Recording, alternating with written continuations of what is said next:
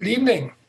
Welcome to the January 26th, not regular meeting of the Windham Southeast School District Board. We have one item on the agenda tonight, and that is to approve the warrant articles to go on the ballot for March 2nd. I think there's maybe one, I think we're all but one of us is here. It's 6:01, so I guess we should, well, let me put the articles up. And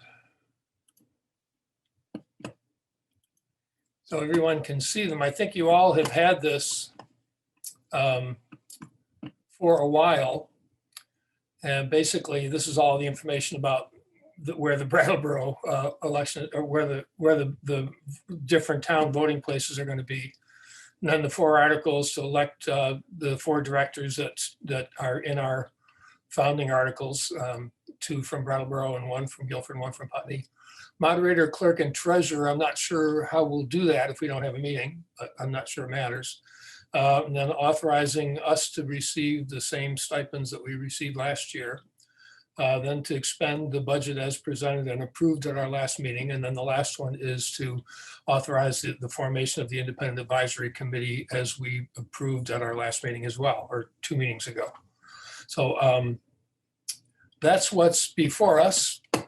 Let me see if there's anyone else. I'm going to unshare so I can see who might want to get in. And there is somebody that wants to get in. So now I would ask for a motion to approve the warning articles as presented. I move the warning articles as presented. Thank you, Sean. You're breaking up a little bit, but we heard you. Could I have a second, please? I second it. Seconded by Thomas. So moved by Sean and seconded by Thomas. And Thomas, you're our clerk today. So if you would just we start at 6:01 and this is all we'll do. So is there any conversation? Kelly?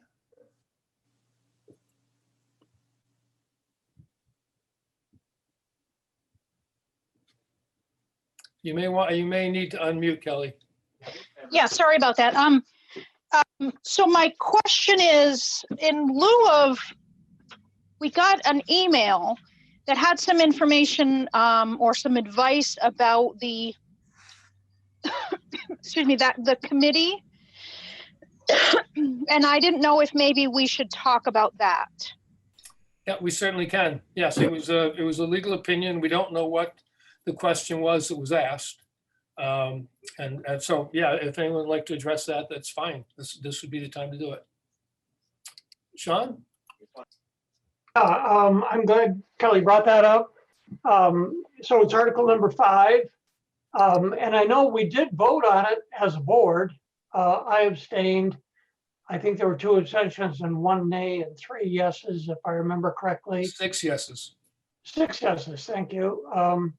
So I don't know exactly.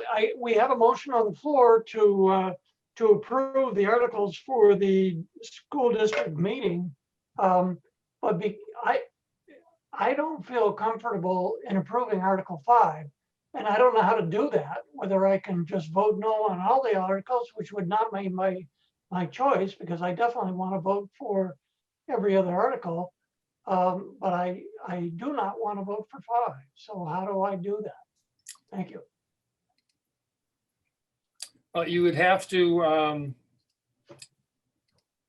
well, I'm not sure because we can't really amend the motion. You could ask for the motion to be withdrawn, but I think your only choice, since the board approved it already, your only choice would be to vote it down.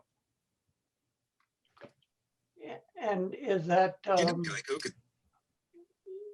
I mean, as long as it's understood, that's the reason that I would vote against it. And it probably wouldn't make much difference one way or the other. But I just, I don't feel comfortable supporting Article 5. Yeah. Well, we're recording the meeting, so it would be clear to anyone that wanted to know what your intention was. Yeah. Anybody else? Kelly?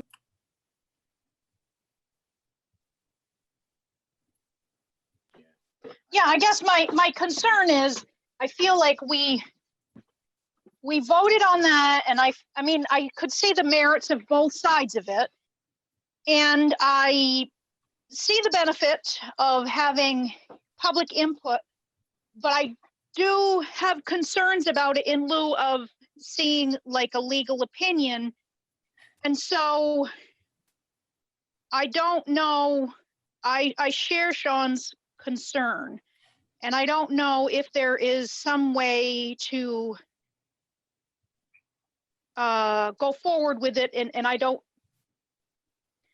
know. I share his concern, and I guess we voted on it without having had the benefit of the legal opinion. And so I feel like we're put in a little bit of a quandary. Yeah. Well, let me just say a couple of things. One is that the opinion listed a bunch of really speculative issues that could come up. People could think that they had some authority because they were appointed by the annual meeting and do things that might be embarrassing to the board. I mean, that certainly could happen. There are a number of other speculative things. One thing which seemed to be important until you thought about it was that the committee might recommend something that would somehow affect our audit, but the two are completely divorced from each other. And the audit is something that's conducted on the budget to make sure we spend it the way we said we would within the confines of the law. And the advisory committees or the finance committee's report is simply a report. So, and the other reason I didn't really worry too much about it is because, again, as I said a couple of times, the town of Brattleboro has been doing this for at least 5 years under the watchful eyes of Bob Fisher and Fisher attorneys. And there's just never been a problem, and they never seem to find any reason for the town of Brattleboro to be worried about it. So it's kind of hard to worry. I think if we had asked an attorney, what can we do to avoid any problems that might come up, we might get a very different finding. But you know, well, so anyway, that's why I didn't call a special meeting to talk about that or suggest that we drop it because of the opinion, because I frankly didn't find the opinion convincing in the face of the reality that I'm aware of. So Thomas was next. Yeah, so I had two questions. I hadn't heard anything about this legal opinion, so I don't know what the issues are. Is that something we can talk about any more in the meeting? Yeah, we this is can. news to me. It should have, I think Andy sent it to everyone. I think it was emailed to everybody. Huh. I'm Okay. not sure why you wouldn't have received it.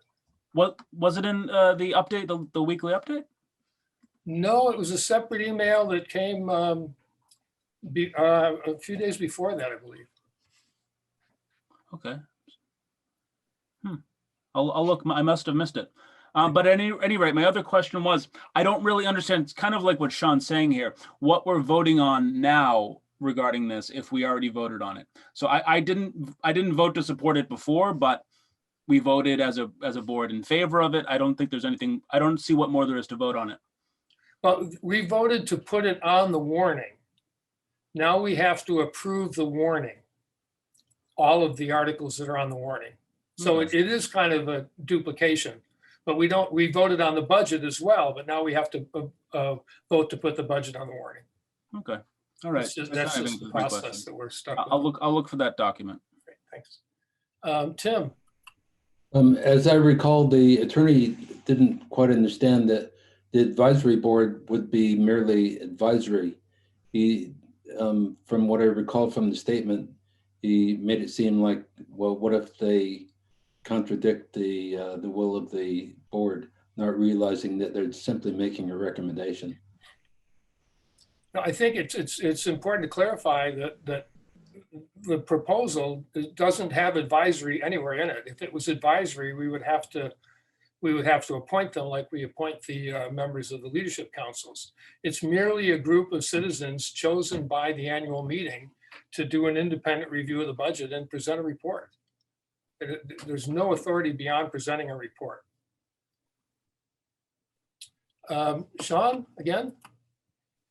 Yeah, I would just say, you know, when I was on the District 6 board, the Brattleboro Town Finance Committee, overviewed, did an overview of the District 6 board budget, the District 6 budget. And I always wondered, you know, being a member of a sending town, I thought, well, it's helpful, it's nice, but you know, there was no representation whatsoever on that finance committee from the town of Guilford, or Putney or Dummerston or Vernon.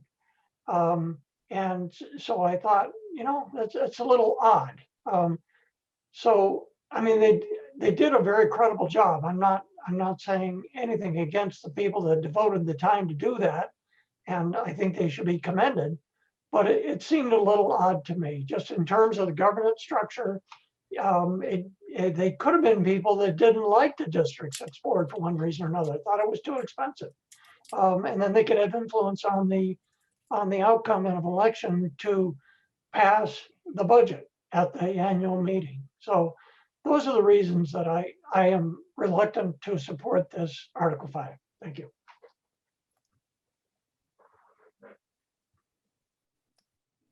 Any other questions? Seeing none, all those in favor of approving the articles as presented, please unmute and indicate by saying aye. Aye. Aye. Oh, wait, we have to write this down. Sorry. We'll have to do a roll call. Let's see, we'll go by towns again. Thomas, Aye. Michelle, Aye. Kelly, Aye. Sean, No, Liz, Aye. Ann, Aye. Tim, Aye. Emily, I believe is not here. Jackie, Aye. Emily, are you here? No, okay.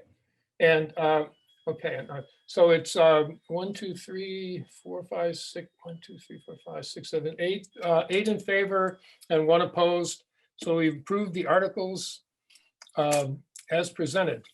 And while I have you here, I just wanted to mention a couple of things that we talked about previously. These not for discussion necessarily, or certainly not for decisions, but I'd asked people to think about, to brainstorm some ideas about things that we might want to hear about on future agendas. And Andy reminded me today that we had talked about inviting principals or people from the schools to come and talk about some things that are going on in the schools, to try and do 2 or 3 of those at every meeting. So I want to ask you all to think about things that you would like to hear, anything specific that you would like to hear about, and something going on in a particular school or a district-wide program, or just anything that you'd like to hear about. How are schedules, how are things scheduled? What are proficiency assessments about? Just anything you can think of that you'd like to hear about from the schools. Please send it to me. Send your ideas, and I'll talk with Andy and see if we can work, and we'll work them into the schedule as we move through the rest of the year.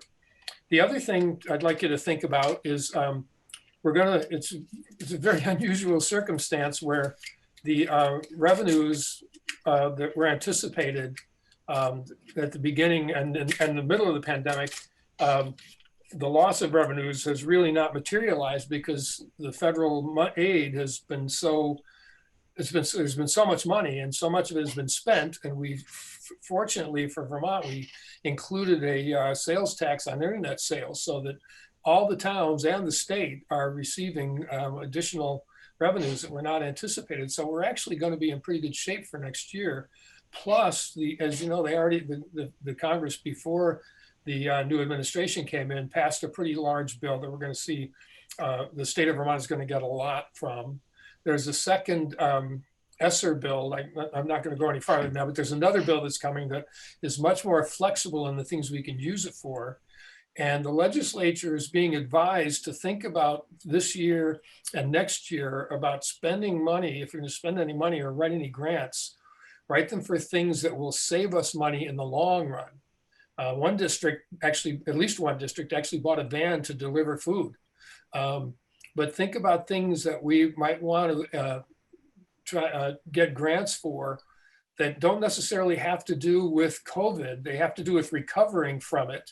So it might, it could be something like hire somebody for a year to work with everybody to put together astonishingly effective remote asynchronous curriculum materials, or hire somebody to a professional to advise us for a year on improving our behavior interventions, any number of things that we could do. So think about what you'd want to spend money on for the next year. Obviously, the leadership on this is going to come from the administration, because they know really the things that we have to have. But we're going to really have money to spend this year, and the advice is to spend it on things that are going to save you money in the future, because in 2 years we're going to be right back where we were with many more things that we want to do than we can afford. So if we can invest in things that will save us money down the line, this would be a wise time to do it. And I think that, there are 10 pretty astonishing people on this board, not to mention the administration and staff. And I think if we all put our heads together, either together or in compartmentalized by as boards or functions or whatever, we can probably come up with some pretty good ideas that will stand us in good stead when this federal largesse ends, which obviously we know is going to happen. So I'm asking you to just do some brainstorming, let your imaginations run wild. And then one more task, if you can stand the task. I'd like to go through the board, the committees. Barb asked me to make sure that the information that we have about the committees is accurate. So I'm going to put the committee list up, and would you let me know if you see any errors here. I'm going to go, Personnel Committee looks intact to me because I'm on it. The Policy and Amendment Committee, I think there might be one more member on that committee. Oh, it's Emily. Oh, no, that's the Policy Committee, sorry. Ann, is that accurate? Just 4 of us? I believe it is, Dave. Okay, thank you. And the Finance Committee, Sean, I think it's this 4.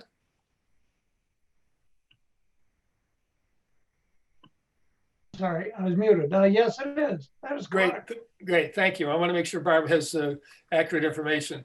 Social Justice, Ann, Sean, Thomas, Jackie, and me. I think that's accurate. Does that look right, Thomas? I think so. I forget, is Liz on there? Are you there, Liz? Are you on the? No, I just show up from time to time. Good, thank you. The PPEC, the PPE committee, that does have 6 people, and I think this is all of us. The Communications Council is Michelle, Jamie, and Robin. Ruby's here. Did you recruit Michelle? Were you able to recruit Ruby as a full-time member?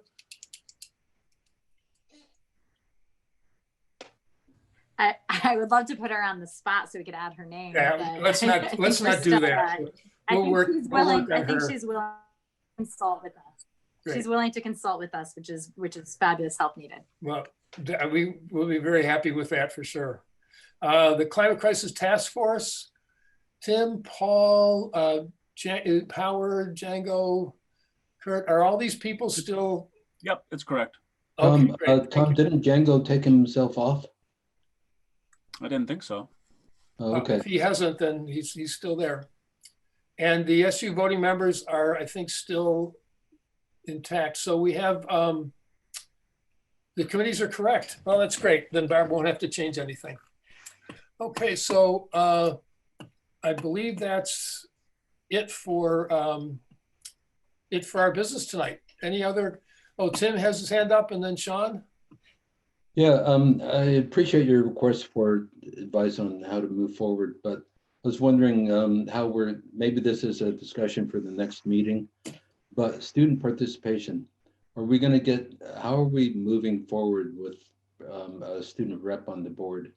And can we get some advice, even informal advice from the student councils from BUHS? Yeah, we have talked about it a couple of times. I can't tell you, Tim, which context. if it was in a committee or as a whole board, because frankly, I don't recall.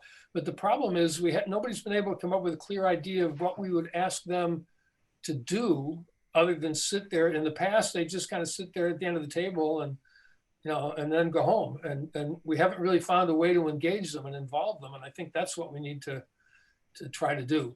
And so I'm not sure which committee we can hand that to, but it's certainly worth conversation.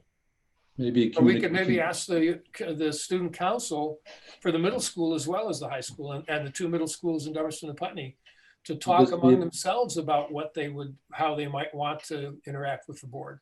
That might be a way forward as well. Would this be appropriate for the communications committee, Michelle? Not right now. Okay. No, they're really swamped. I don't think that would be fair or wise. So Sean and then Steve Perrin has his hand up and he may have some responses, but Sean was here first, so he'll hear from him.